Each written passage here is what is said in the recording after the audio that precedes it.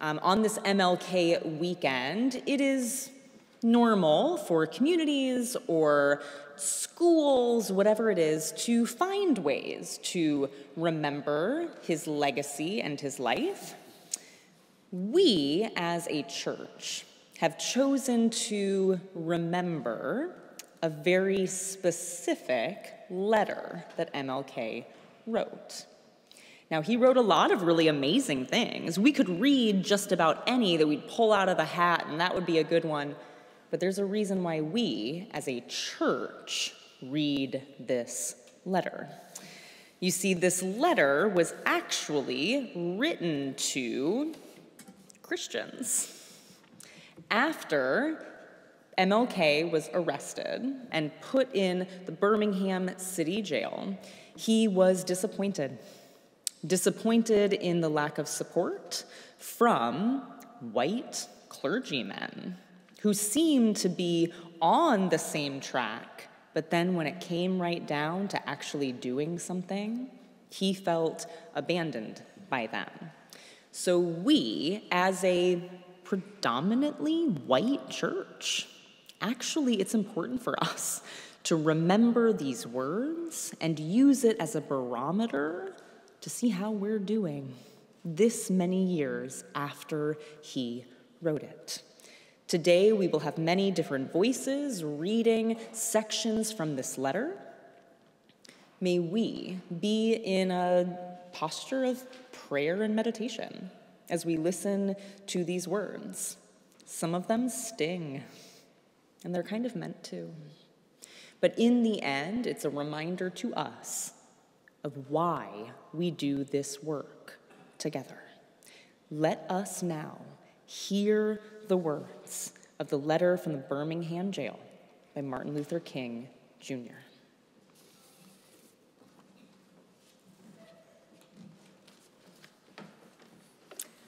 Welcome, everyone, to this in-person and live-stream reading of Martin Luther King's letter from a Birmingham jail. It is the most important written document of the civil rights era.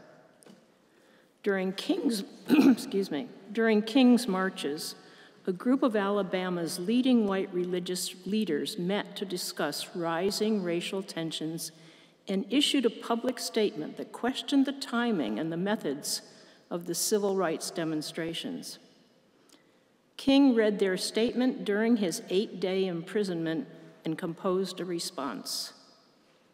This letter is Dr. King's eloquent call for constructive, nonviolent tension to force an end to unjust laws, and it became a landmark document of the civil rights movement. Hear now the words of Dr. Martin Luther King. 16 April 1963. Dear fellow clergymen, while confined here in the Birmingham City Jail, I came across your recent statement calling my present activities unwise and untimely. Seldom do I pause to answer criticism of my work and ideas. If I sought to answer all the criticisms that crossed my desk, my secretaries would have little time for anything other than such correspondence in the course of the day, and I would have no time for constructive work. But since I feel that you are men of genuine goodwill and that your criticisms are sincerely set forth, I want to try to answer your statement in what I hope will be patient and reasonable terms. I think I would indicate why I am here in Birmingham, since you have been influenced by the view which argues against outsiders coming in. I have the honor of serving as president of the Southern Christian Leadership Conference, an organization operating in every southern state with headquarters in Atlanta, Georgia. We have some 85 affiliated organizations across the South, and one of them is the Alabama Christian Movement for Human Rights. Frequently, we share staff, educational, and financial resources with our affiliates. Several months ago, the affiliate here in Birmingham asked us to be on call to engage in a nonviolent direct action program if such were deemed necessary. We readily consented, and when the hour came, we lived up to our promise. So I, along with several members of my staff, am here because I was invited here. I am here because I have organizational ties here. But more basically, I am in Birmingham because injustice is here. Just as the prophets of the 8th century BC left their villages and carried their "Thus saith the Lord" far beyond the boundaries of their own homes, and just as the Apostle Paul left his village of Tarsus and carried the gospel of Jesus Christ to the far corners of the Greco-Roman world, so I am compelled to carry the gospel of freedom beyond my own hometown. Like Paul, I must constantly respond to the Macedonian call for aid.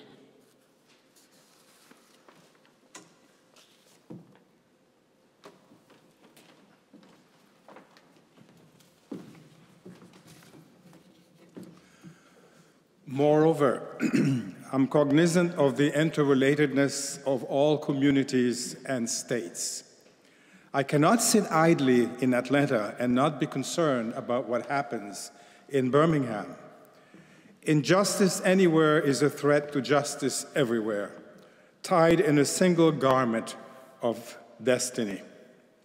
Whatever affects one directly affects all indirectly. Never again can we afford to live with a narrow, provincial, outside agitator idea. Anyone who lives inside the United States can never be considered an outside anywhere within its bounds.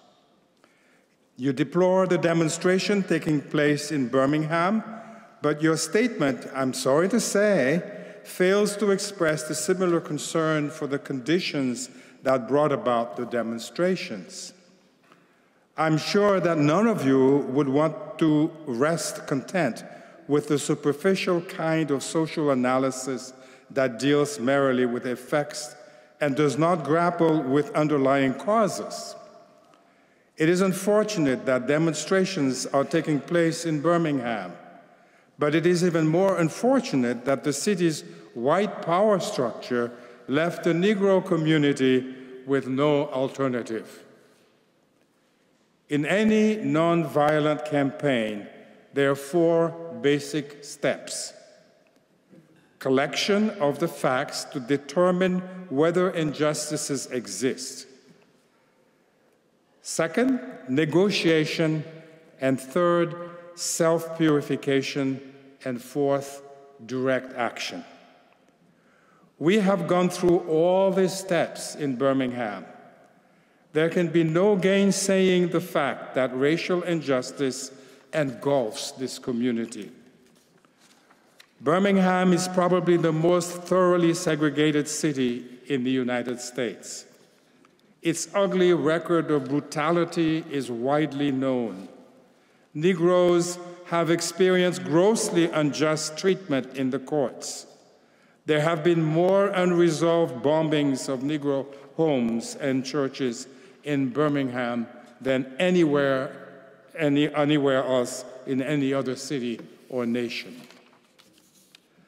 These are the hard, brutal facts of the case.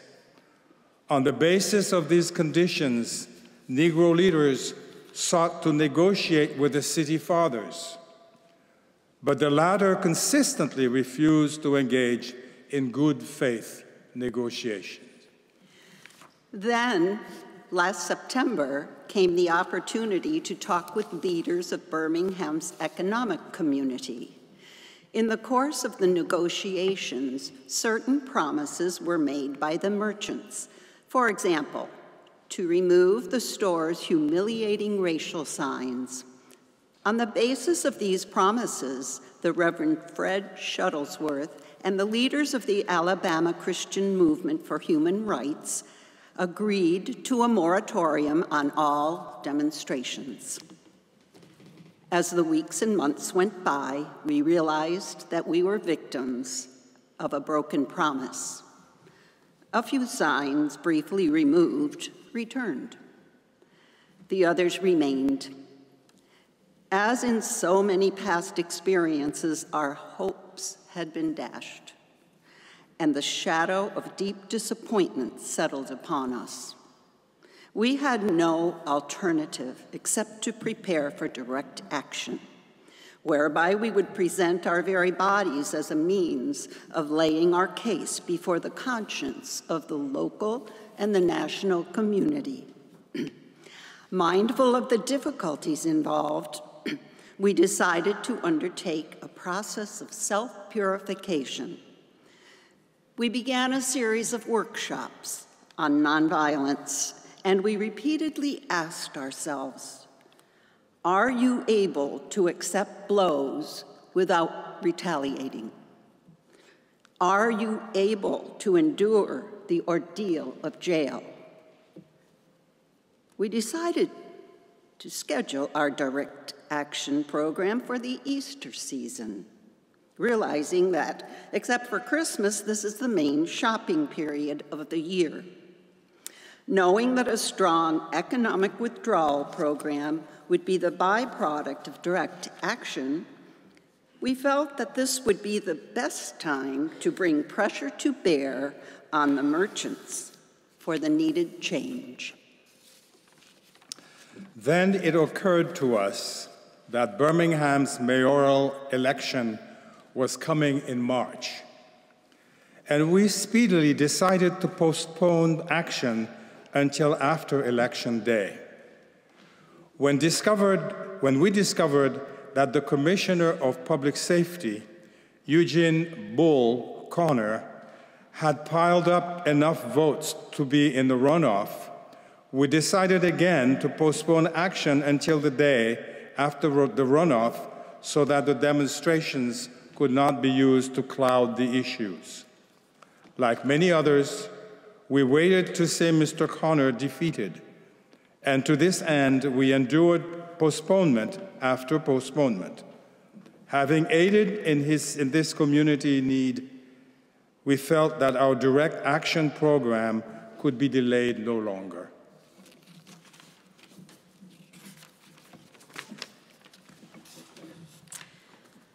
You may well ask, why direct action? Why sit-ins, marches, and so forth? Isn't negotiation a better path? You are quite right in calling for negotiation. Indeed, this is the very purpose of direct action. Nonviolent direct action seeks to create such a crisis and foster such a tension that a community which has constantly refused to negotiate is forced to confront the issue. It seeks so to dramatize the issue that it can no longer be ignored. My citing the creation of tension as part of the work of the nonviolent resistor may sound rather shocking, but I must confess that I am not afraid of the word tension. I have earnestly opposed violent tension, but there is a type of constructive, nonviolent tension which is necessary for growth. Just as Socrates felt that it was necessary to create a tension in the mind so that individuals could rise from the bondage of myths and half-truths to the unfettered realm of creative analysis and objective appraisal, so must we see the need for nonviolent gadflies to create the kind of tension in society that will help men rise from the dark depths of prejudice and racism to the majestic heights of understanding and brotherhood. The purpose of our direct action program is to create a situation so crisis-packed that it will inevitably open the door to negotiation. I therefore concur with you in your call for negotiation. Too long has our beloved Southland been bogged down in a tragic effort to live in monologue rather than dialogue. One of the basic points in your statement is that the action that I and my associates have taken in Birmingham is untimely. Some have asked, Why didn't you give the new city administration time to act? The only answer that I can give to this query is that the new Birmingham administration must be prodded about as much as the outgoing one before it will act. We are sadly mistaken if we feel that the election of Albert Boutwell as mayor will bring the millennium to Birmingham. While Mr. Boutwell is a much more gentle person than Mr. Connor, they are both segregationists, dedicated to maintenance of the status quo. I have hope that Mr. Boutwell will be reasonable enough to see the futility of massive resistance to desegregation. But he will not see this without pressure from devotees of civil rights.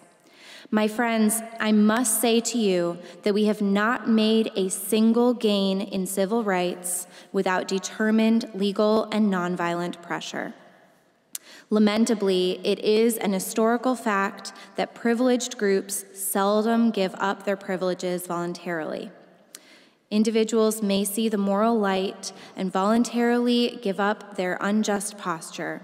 But as Reinhold Niebuhr has reminded us, groups tend to be more immoral than individuals. We know through painful experience that freedom is never voluntarily given by the oppressor. It must be demanded by the oppressed. Frankly, I have yet to engage in a direct action campaign that was well-timed in the view of those who have not suffered unduly from the disease of segregation. For years now, I have heard the word, wait. It rings in the ear of every Negro with piercing familiarity. This wait has almost always meant never. We must come to see with one of our distinguished jurists that justice too long delayed is justice denied. We have waited for more than 340 years for our constitutional and God-given rights. The nations of Asia and Africa are moving with jet-like speed toward gaining political independence, but we still creep at horse and buggy pace toward gaining a cup of coffee at a lunch counter. Perhaps it is easy for those who have never felt the stinging darts of segregation to say, wait. But when you have seen vicious mobs lynch your mothers and fathers at will and drown your sisters and brothers at whim, when you have seen hate-filled policemen curse, kick, and even kill your black brothers and sisters, when you see the vast majority of your 20 million Negro brothers smothering in an airtight cage of poverty in the midst of an affluent society, when you suddenly find your tongue twisted and your speech stammering as you seek to explain to your 6-year-old daughter why she can't go to the public amusement park that has just been advertised on television, and see tears welling up in her eyes when she is told that Funtown is closed to colored children, and see ominous clouds of inferiority beginning to form in her mental sky, and see her beginning to distort her personality by developing an unconscious bitterness towards white people. When you have to concoct an answer for a 5-year-old son who is asking, "Daddy, why do white people treat colored people so mean?" When you take a cross-country drive and find it necessary to sleep night after night in the uncomfortable corners of your automobile because no motel will accept you. When you are humiliated day in and day out by nagging signs reading white and colored. When your first name becomes nigger, your middle name becomes boy, however old you are, and your last name becomes John, and your wife and mother never given the respected title of Mrs. When you are harried by day and haunted by night by the fact that you are a Negro, living constantly at tiptoe stance, never quite knowing what to expect next, and are plagued with inner fears and outer resentments. when you are forever fighting a degenerating sense of nobodiness. Then you will understand why we find it difficult to wait. There comes a time when the cup of endurance runs over, and men are no longer willing to be plunged into the abyss of despair. I hope, sirs, you can understand our legitimate and unavoidable impatience. You express a great deal of anxiety over our willingness to break laws. This is certainly a legitimate concern, since we so diligently urge people to obey the Supreme Court's decision of 1954 outlawing segregation in the public schools. At first glance, it may seem rather paradoxical for us consciously to break laws. One may well ask, how can you advocate breaking some laws and obeying others? The answer lies in the fact that there are two types of laws, just and unjust. I would be the first to advocate obeying just laws. One has not only a legal but a moral responsibility to obey just laws. Conversely, one has a moral responsibility to disobey unjust laws. I would agree with St. Augustine that an unjust law is no law at all. Now, what is the difference between the two? How does one determine whether a law is just or unjust? A just law is a man-made code that squares the moral law or the law of God. An unjust law is a code that is out of harmony with the moral law. To put it in the terms of St. Thomas Aquinas, an unjust law is a human law that is not rooted in eternal law and natural law. Any law that uplifts human personality is just. Any law that degrades human personality is unjust. All segregated statutes are unjust because segregation distorts the soul and damages the personality. It gives the segregator a false sense of superiority and the segregated a false sense of inferiority. Segregation, to use the terminology of the Jewish philosopher Martin Buber, substitutes an I-it relationship for an I-thou relationship and ends up relegating persons to the status of things. Hence, segregation is not only politically, economically, and socially unsound, it is morally wrong and sinful. Paul Tillich has said that sin is separation. Is not segregation an existential expression of man's tragic separation, his awful estrangement, his terrible sinfulness? Thus, it is that I can urge men to obey the 1954 decision of the Supreme Court, for it is morally right, and I can urge them to disobey segregation ordinances, for they are morally wrong.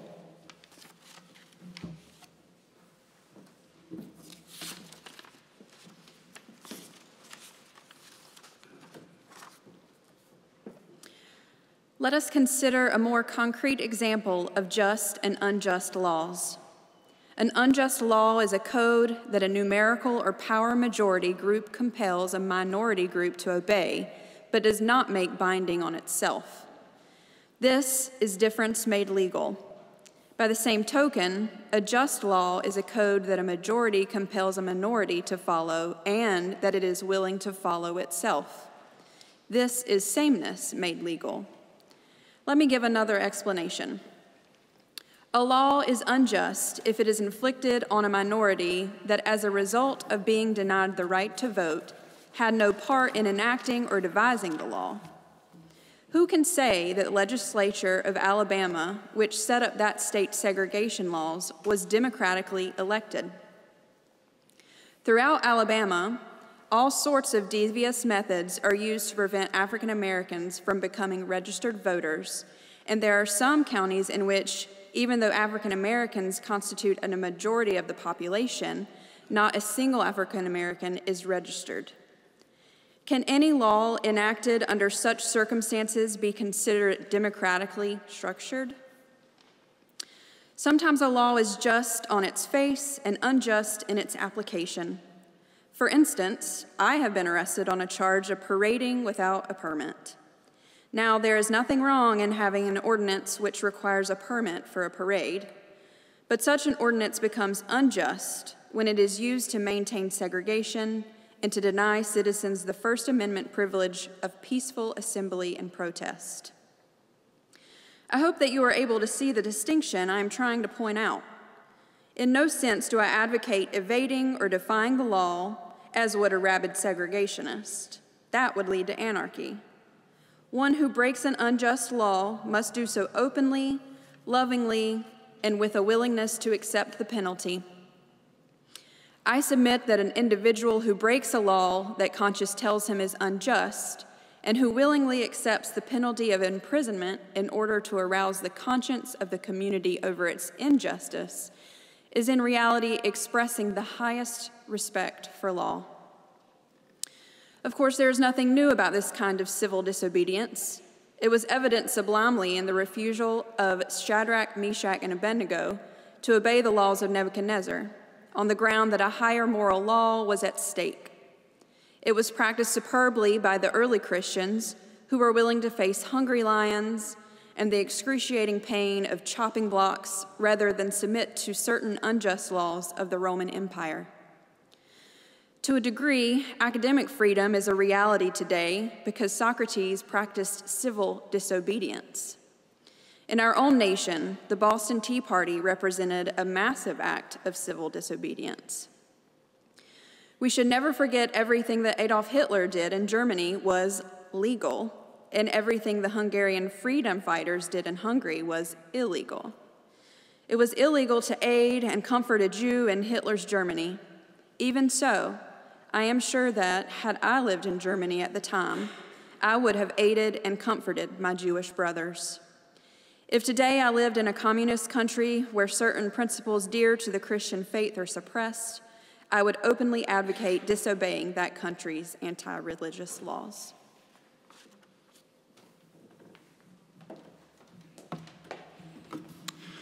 I must make two honest confessions to you, my Christian and Jewish brothers. First, I must confess that over the past few years, I have been gravely disappointed with the white moderate. I have almost reached the regrettable conclusion that the Negro's great stumbling block in his stride towards freedom is not the white citizen's counselor or the Ku Klux Klanner, but the white moderate who is more devoted to order than to justice, who prefers a negative peace, which is the absence of tension, to a positive peace, which is the presence of justice, who constantly says, I agree with you in the goal you seek, but I cannot agree with your methods of direct action, who paternalistically believes he can set the timetable for another man's freedom, who lives by a mythical concept of time and who constantly advises the Negro to wait for a more convenient season. Shallow understanding from people of goodwill is more frustrating than absolute misunderstanding from people of ill will. Lukewarm acceptance is much more bewildering than outright rejection. I had hoped that the white moderate would understand that law and order exist for the purpose of establishing justice, and when they fail in this purpose, they become the dangerously structured dams that block the flow of social progress. I had hoped that the white moderate would understand that the present tension in the South is a necessary phase of the transition from the obnoxious negative peace, in which the Negro passively accepted his unjust plight, to a substantive and positive peace in which all men will respect the dignity and worth of human personality. Actually, we who engage in nonviolent direct action are not the creators of the tension. We merely bring to the surface the hidden tension that is already alive. We bring it out in the open where it can be seen and dealt with. like a boil that can never be cured so long as it is covered up, but must be opened with all its ugliness to the natural medicines of air and light. Injustice must be exposed. With all the tension its exposure creates to the light of human conscience and the air of national opinion before it can be cured. In your statement, you assert that our actions, even though peaceful, must be condemned because they precipitate violence. But is this a logical assertion? Isn't this like condemning a robbed man because his possession of money precipitated the evil act of robbery? Isn't this like condemning Socrates because his unswerving commitment to truth and his philosophical inquiries precipitated the act by the misguided populace in which they made him drink hemlock? Isn't this like condemning Jesus because his unique God consciousness and never-ceasing devotion to God's will precipitated the act of crucifixion? We must come to see that, as the federal courts have consistently affirmed, it is wrong to urge an individual to cease his efforts to gain basic constitutional rights because the quest may precipitate violence. Society must protect the robbed and punish the robber. I had also hoped that the white moderate would reject the myth concerning time in relation to the struggle for freedom. I have just received a letter from a white brother in Texas. He writes, "All Christians know that the colored people will receive equal rights eventually, but it is possible that you are in too great a religious hurry. It has taken Christianity almost 2,000 years to accomplish what it has. The teachings of Christ take time to come to earth. Such an attitude stems from the tragic misconception of time, from the strangely irrational notion that there is something in the very flow of time that will inevitably cure all ills. Actually, time itself is neutral. It can be used either destructively or constructively. More and more, I feel that the people of ill will have used time much more effectively than have the people of goodwill. We will have to repent in this generation, not merely for the hateful words and actions of bad people, but for the appalling silence of the good people. Human progress never rolls in on wheels of inevitability. It comes through the tireless efforts of men willing to be co-workers with God, and without this hard work, time itself becomes an ally of the forces of social stagnation. We must use time creatively, in the knowledge that the time is always ripe to do right. Now is the time to make the real promise of democracy and transform our pending national elegy into a creative psalm of brotherhood. Now is the time to lift our national policy from the quicksand of racial injustice to the solid rock of human dignity. You speak of our activity in Birmingham as extreme. At first, I was rather disappointed that fellow clergymen would see my nonviolent efforts as those of an extremist.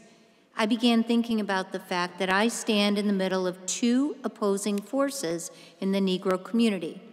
One is a force of complacency, made up in part of Negroes who, as a result of long years of oppression, are so drained of self-respect and sense of somebodyness that they have adjusted to segregation, and in part of a few middle-class Negroes who, because of a degree of academic and economic security, and because in some ways they profit by segregation, have become insensitive to the problems of the masses.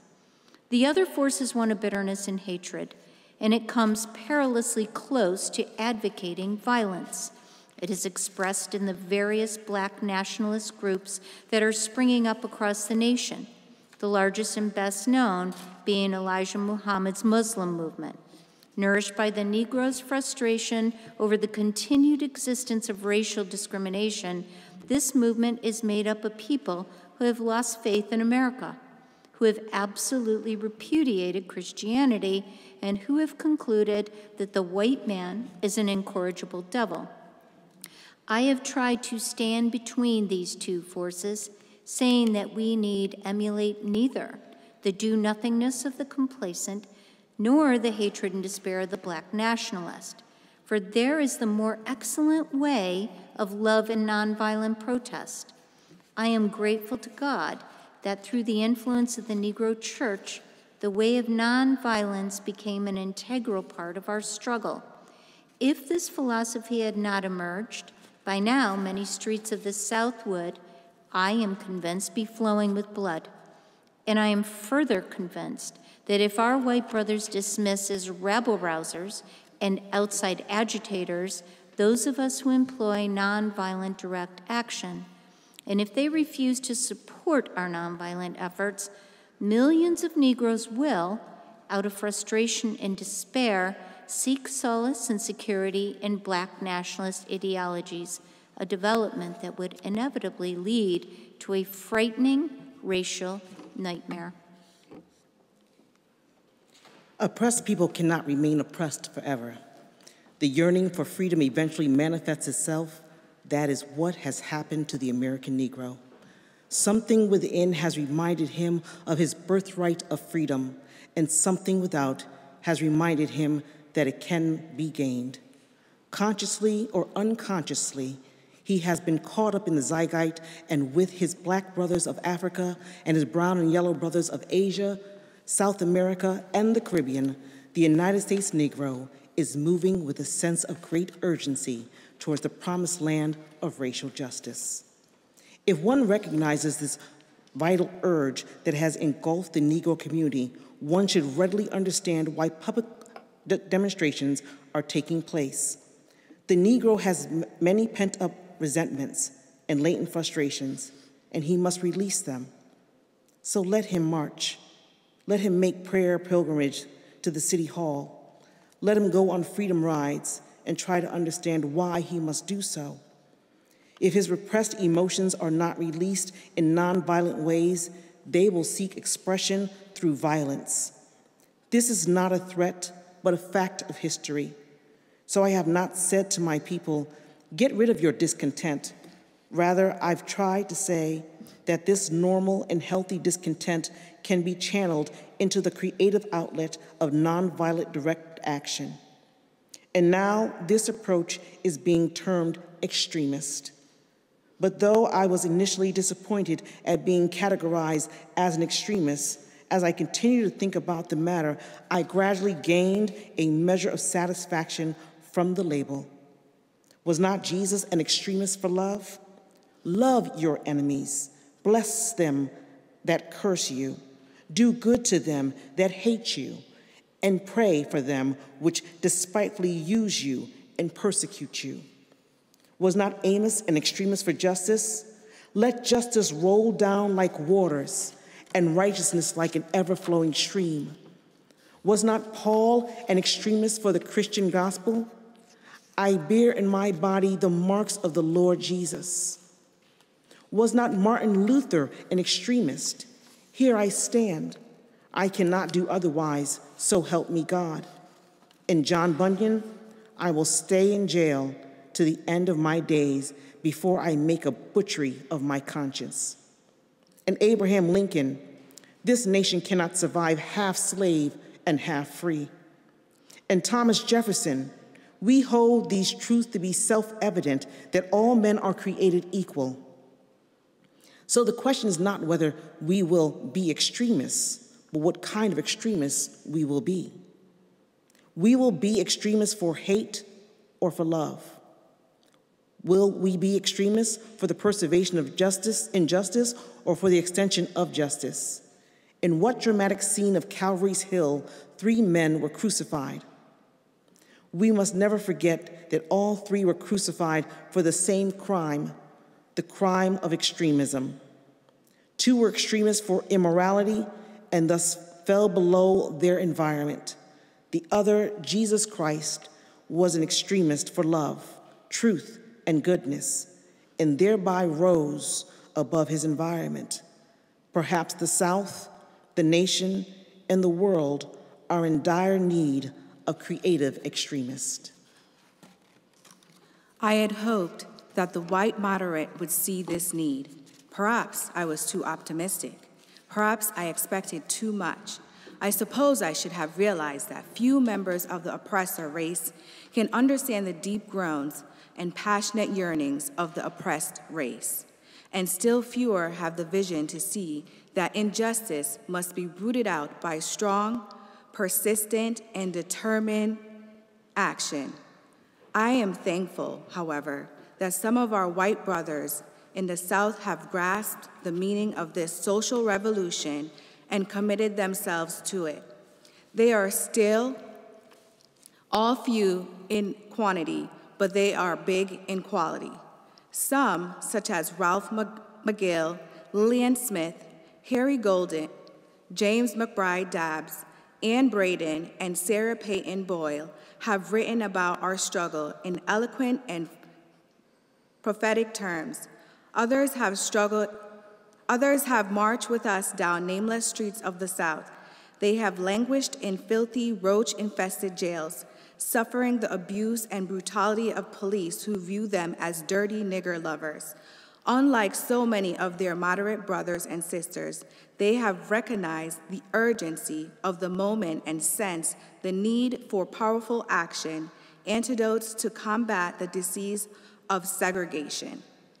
Let me take note of my other major disappointment. I have been so greatly disappointed with the white church and its leadership.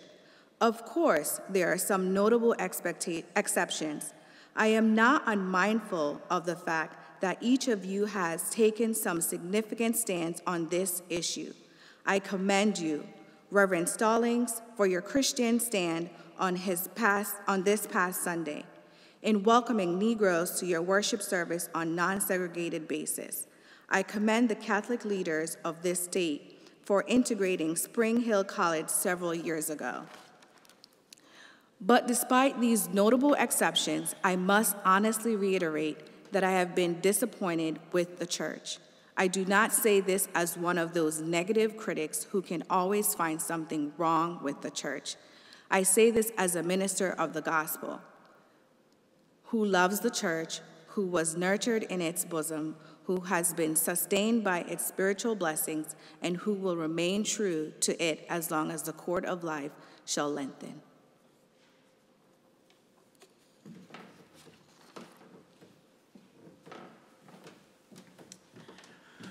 When I was suddenly catapulted into the leadership of the bus protest in Montgomery, Alabama a few years ago, I felt we would be supported by the white church.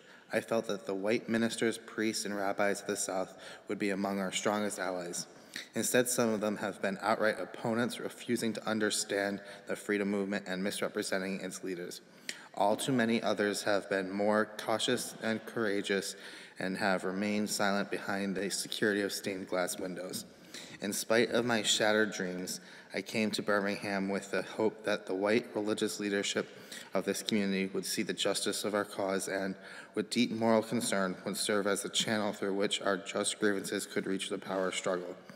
I had hoped that each of you would understand, but again, I have been disappointed.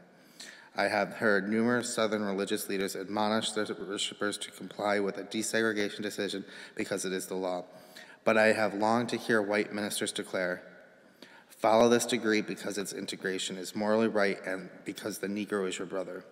In the midst of blatant injustice inflicted upon the Negro, I have watched white churchmen stand by the sideline and mouth pious irrelevancies and sanctimonious trivialities. In the midst of a mighty struggle to rid our nation of racial and economic injustice, I have heard many ministers say, those are social issues with which the gospel has no concern. And I have watched many churches commit themselves to a completely otherly, worldly religion, which makes a strong, unbiblical distinction between body and soul, between sacred and secular. I have traveled the lengths and breadths of Alabama, Mississippi, and all other southern states on sweltering summer days and crisp autumn mornings. I have looked at the southern's beautiful churches with their lofty spires pointing heavenly. I have beheld the impressive outlines of their massive religious education buildings. Over and over, I have found myself asking, what kind of people worship here? Who is their God? Where will their voices be when the lips of Governor Barrett dripped with the words of interposition and nullification? Where were they when Governor Wallace gave a clarion call for defiance and hatred? Where were their voices of support when the bruised and weary Negro men and women decided to rise from the dark dungeons of complacency to the bright hills of creative protest?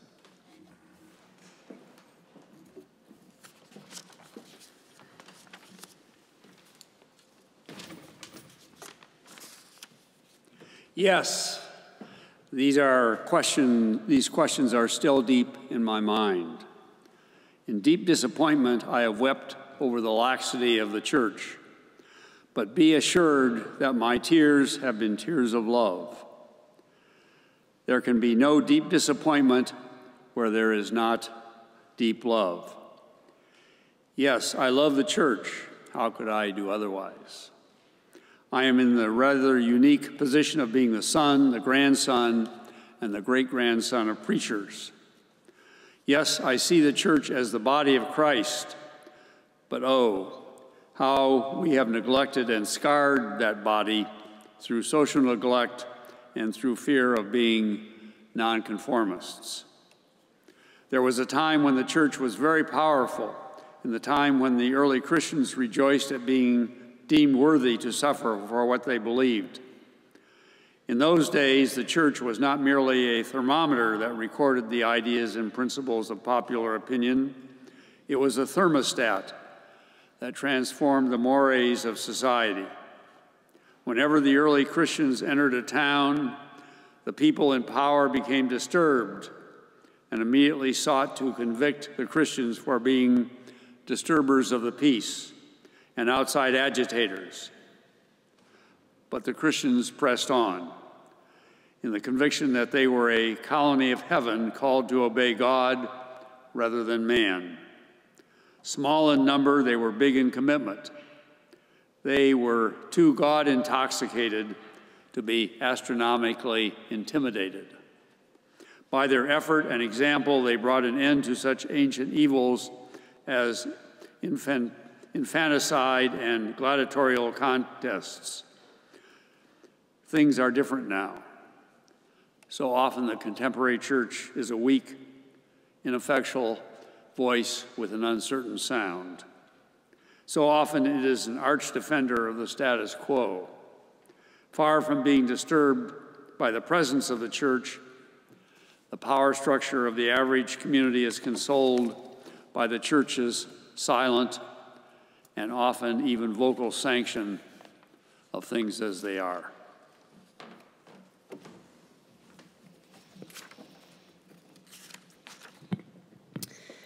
But the judgment of God is upon the church as never before. If today's church does not recapture the sacrificial spirit of the early church, it will lose its authenticity, forfeit the loyalty of millions, and be dismissed as an irrelevant social club with no meaning for the 20th century. Every day I meet young people whose disappointment with the church has turned into outright disgust. Perhaps I have once again been too optimistic. Is organized religion too inextricably bound to the status quo to save our nation and the world? Perhaps I must turn my faith to the inner spiritual church. The church within the church is the true ecclesia and the hope of the world. But again, I am thankful to God that some noble souls from the ranks of organized religion have broken loose from the paralyzing chains of conformity and joined us as active partners in the struggle for freedom. They have left their secure congregations and walked the streets of Albany, Georgia with us. They have gone down the highways of the South on torturous rides for freedom. Yes, they have gone to jail with us. Some have been dismissed from their churches, have lost the support of their bishops and fellow ministers, but they have acted in the faith that right defeated is strong, then evil triumphant. Their witness has been the spiritual salt that has preserved the true meaning of the gospel in these troubled times. They have carved a tunnel of hope through the dark mountain of disappointment. I hope the church as a whole will meet the challenge of this decisive hour. But even if the church does not come to the aid of justice, I have no despair for the future. I have no fear about the outcome of our struggle in Birmingham, even if our motives are at present misunderstood. We will reach the goal of freedom in Birmingham and all over the nation, because the goal of America is freedom. Abused and scorned though we may be, our destiny is tied up with America's destiny. Before the Pilgrims landed at Plymouth, we were here. Before the pen of Jefferson etched the majestic words of the Declaration of Independence across the pages of history, we were here. For more than 2 centuries, our forebears labored in this country without wages. They made cotton king. They built the homes of their masters while suffering gross injustice and shameful humiliation. And yet out of a bottomless vitality, they continued to thrive and develop. If the inexpressible cruelties of slavery could not stop us, the opposition we now face will surely fail. We will win our freedom because the sacred heritage of our nation and the eternal will of God are embodied in our echoing demands. Before closing, I feel impelled to mention one other point in your statement that has troubled me profoundly. You warmly commended the Birmingham police force for keeping order and preventing violence. I doubt that you would have so warmly commended the police force if you had seen its dogs sinking their teeth into unarmed, non-violent Negroes. I doubt that you would so quickly commend the policemen if you were to observe their ugly and inhumane treatment of Negroes here in the city jail. If you were to watch them push and curse old Negro women and young Negro girls, if you were to see them slap and kick old Negro men and young boys, if you were to observe them, as they did on 2 occasions, refuse to give us food because we wanted to sing our grace together, I cannot join you in your praise of the Birmingham Police Department. It is true that the police have exercised a degree of discipline in handling the demonstrators. In this sense, they have conducted themselves rather nonviolently in public. But for what purpose? To preserve the evil system of segregation. Over the past few years, I have consistently preached that nonviolence demands that the means we use must be as pure as the ends we seek. I have tried to make clear that it is wrong to use immoral means to attain moral ends. But now I must affirm that it is just as wrong, or perhaps even more so, to use moral means to preserve immoral ends. Perhaps Mr. Connor and his policemen have been rather nonviolent in public, as was Chief Pritchett in Albany, Georgia, but they have used the moral means of nonviolence to maintain the immoral end of racial injustice. As T.S. Eliot has said, the last temptation is the greatest treason, to do the right deed for the wrong reason. I wish you had commended the Negro sit-inners and demonstrators of Birmingham for their sublime courage, their willingness to suffer, and their amazing discipline in the midst of great provocation. One day the South will recognize its real heroes. They will be James Merediths, with the noble sense of purpose that enables them to face jeering and hostile mobs, and with the agonizing loneliness that characterizes the life of the pioneer. They will be old, oppressed, battered Negro women, symbolized in a 72-year-old woman in Montgomery, Alabama, who rose up with a sense of dignity and with her people decided not to ride segregated buses, and who responded with ungrammatical profundity to one who inquired about her weariness. My feet is tired, but my soul is at rest. They will be the young high school and college students, the young ministers of the gospel, and a host of their elders, courageously and nonviolently sitting in at lunch counters and willingly going to jail for conscience' sake.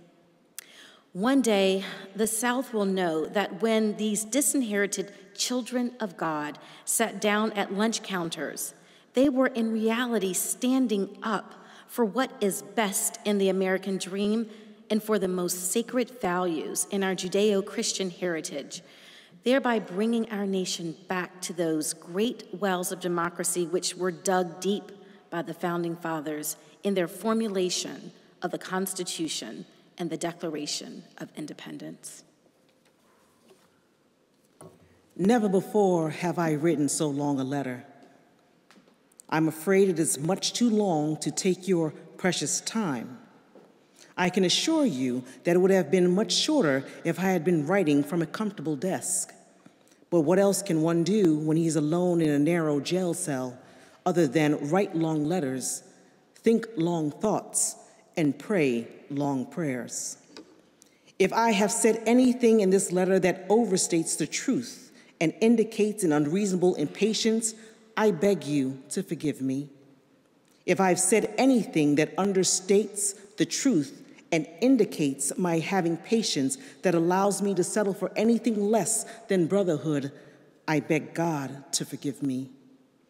I hope this letter finds you strong in faith. I also hope that circumstances will soon make it possible for me to meet each of you, not as an integrationist or civil rights leader, but as a fellow clergyman of racial prejudice, clergyman of Christian brotherhood. Let us all hope that the dark clouds of racial prejudice will soon pass away and the deep fog of misunderstanding will be lifted from our fear-drenched communities, and in some not too distant tomorrow, the radiant stars of love and brotherhood will shine over our great nation with all their scintillating beauty.